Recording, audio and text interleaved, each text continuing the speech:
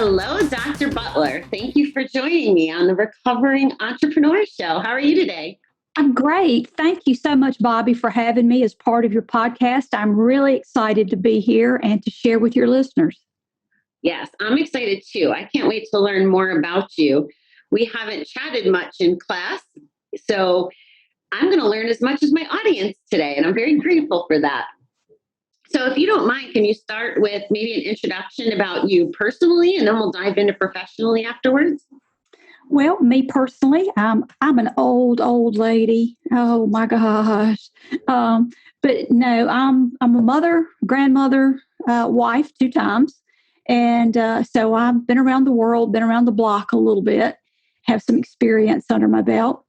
I started out in life in a small town with, we joke, 500 people, and that was counting the dogs, the cats, the pigs, the chickens, and the cows. An occasional horse too. So I grew up in the country. I'm just a country girl and drive a truck sometimes. I do have a truck. People laugh about that because when they meet me, they can never imagine that I would drive a truck. Love to go camping. My husband and I have an RV that we take different places, and it's a lot of fun. And my grandkids are from 2 years old, and he's a wild man, up to 16. So yeah, we got a big family and we just have a lot of fun. I enjoy life. I enjoy helping people. And most of all, I enjoy learning new things. Because as long as you're learning something and you're growing, you're still living and there's still hope. Yes, and it's good motivation to keep going. I'm going to have to pick your brain about the RV offline because that's my goal, is to move into one this year so that I can travel. Like, I want to live in it full time. Oh, yeah. There are a lot of people that do that, and it is a lot. It's really fun. It's really, I told my husband, he grew up camping and I did not. And so when we started on this, I said, we have to look at it as everything is an adventure. And if you look at it like it's an adventure, there's always something, again, to learn. And when things happen that aren't quite, what you expect or hope for, you have to ask yourself, what did you learn? Yes, I love that. So now that we've covered personal, I love that you have an RV. That's just totally exciting me. How about you tell us a little about your career? You said you like to help people. I do. My first career right out of high school and college, my first degree was in the medical laboratory field. So I actually supervised blood banks and chemistry departments and worked in specialties in laboratories. So my first career was very, very analytical. And through that career in the laboratory, I went to work for a company out of France. And I traveled the world as one of their technical people. And so I became somewhat of an expert in something called electrophoresis. And I won't get into all that because that's a really long explanation. But so very, very analytical person. But I always wanted to continue my education. As I said, a lifelong learner. And at an old age, after my first grandchild was born, I had a call, what I call a spiritual awakening, to return to school. And it was to go in the opposite direction. So all you entrepreneurs, listen up. It was to go in the opposite direction from science. So I got a degree in religion and philosophy. And that's about as far from science as you can get. But through that, I actually got my master's degree in divinity. So I am an ordained pastor.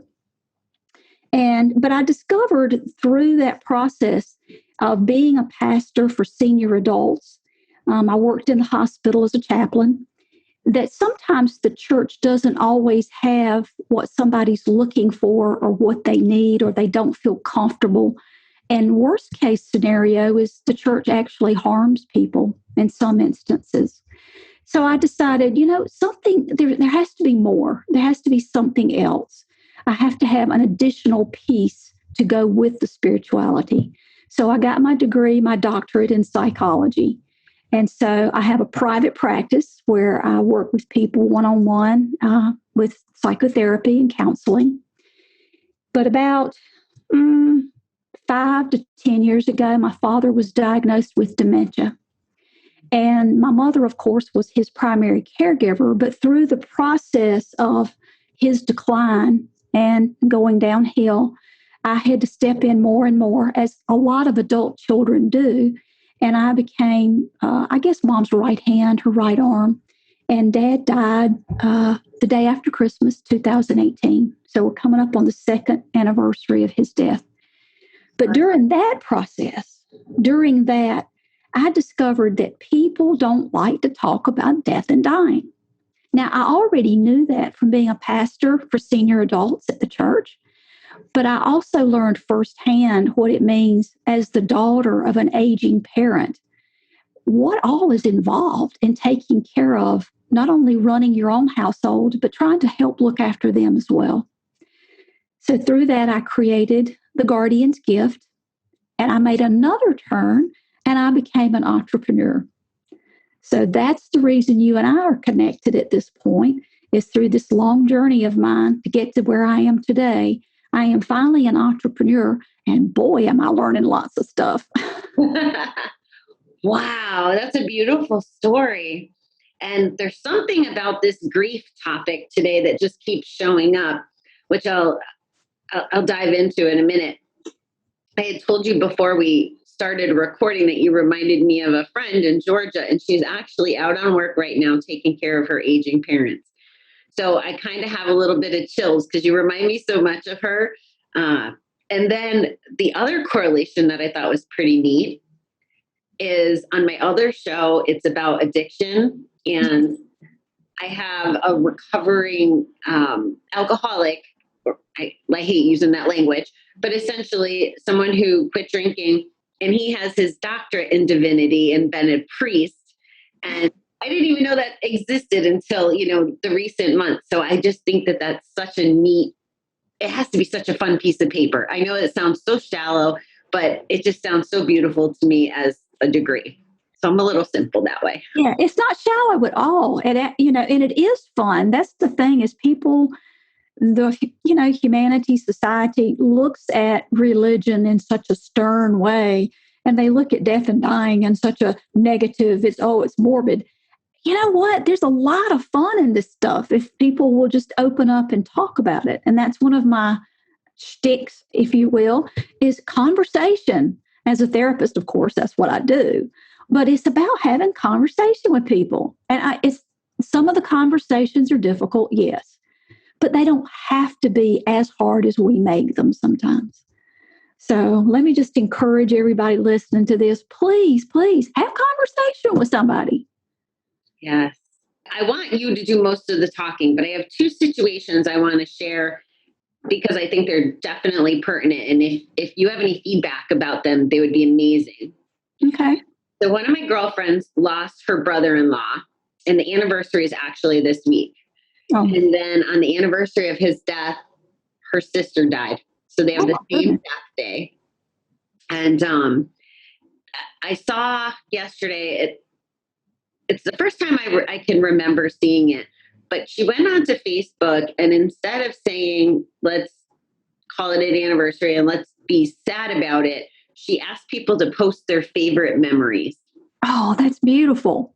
I thought so too. So that's why I'm bringing it up, is what did you think of that? Is that a good approach to help people grieve, I guess, like from your experience? Do you have any other examples that might work like that? Yes, of course, I've got tons of stories. I could sit here and talk all day, but that's a beautiful way to honor that, because sometimes we get so bogged down in the grief and we try really hard to avoid those negative feelings. And I'm the worst. I mean, I'll just be honest. It's hard. It's difficult. It hurts. It doesn't feel good. But if we will embrace that and just say, you know what, I'm really sad and I really miss these people and I really loved them a lot. And even if they were stinkers, sometimes people can be real stinkers in life. But in death, they become sort of saintly. But, embrace that. Embrace the stories and just, honor them in whatever way feels good to you. The other thing is I'd like to say about that is a lot of times the rest of the world around you thinks that there's some sort of timeline about grief. And there's not. People, well, aren't you over that yet? It's been a year. It's been a year and a half. When are you going to get over it? You don't get over it. You grow with it, and it stays with you the rest of your life. And you have to learn how to deal with it. But other people, the rest of us, we need to be able to offer some empathy and compassion and say to people, I know you probably miss so-and-so, your brother, your brother-in-law, your sister, whoever that person is. For me, it was my dad, and it's almost 2 years. I still miss him, and I'm going to miss him every day as long as I live. But it's okay. I don't have to walk around with a sad face, even though there's this little place in my heart, and everybody has that. And so just understand there's not a timeline, and there are going to be triggers that come along throughout the rest of your life that are going to make that person pop up when you think you've, quote unquote, gotten over it. No, that doesn't work that way. So just understand that it's just a thing. It's part of our life. Grief is part of life. And if you didn't have some grief and sadness, you wouldn't experience the joy and happiness either, because there has to be that contrast. I work with a lot of different people in this realm around death and dying, because I help people with the guardian's gift through that actually plan. And if people would begin planning earlier, all you young people out there, listen up. You don't have to wait until you're 65 or 70 or 75 or you're on death's door to plan all these things. As a matter of fact, the earlier you plan it, the more joyful it will be. Because if you can collect the stories, which is part of what I do, I collect the stories from their birth. And we actually talk about the fun things. And what did you do when you were a kid? Where'd you go to school? Who was your best friend? What was your favorite pet? Did you have a pet? Was it a dog, a cat, a horse, a pig? What was it? And so we talk about all those things in the Guardian's Gift. And I collect the documents, collect those documents, copy them, and we put them in a book. And then you have the stories. These are stories that children and grandchildren don't know. So the fact that your friend has said, please post the stories that you remember, that is huge. But what if we tell our stories ourselves and we write down the things that happened to us when we were growing up that were important to us? That is so huge. Wow. I have a story that I tell about, when I was growing up, and about going we grew up swimming in the river. And we weren't supposed to go to the river because it had a current. You could die. You could get caught in the water and die. And I didn't swim very well, but I got caught going to the river when I wasn't supposed to, sneaking away, which kids do. And when I got home, my dad was waiting on me. He was waiting on me in the front yard. And I knew I was going to get a spanking because I had done something I wasn't supposed to. And that was my punishment. That's the only spanking my dad ever gave me. Wow. I will never forget that as long as I live. But my children will not know that about me unless I write it down for them.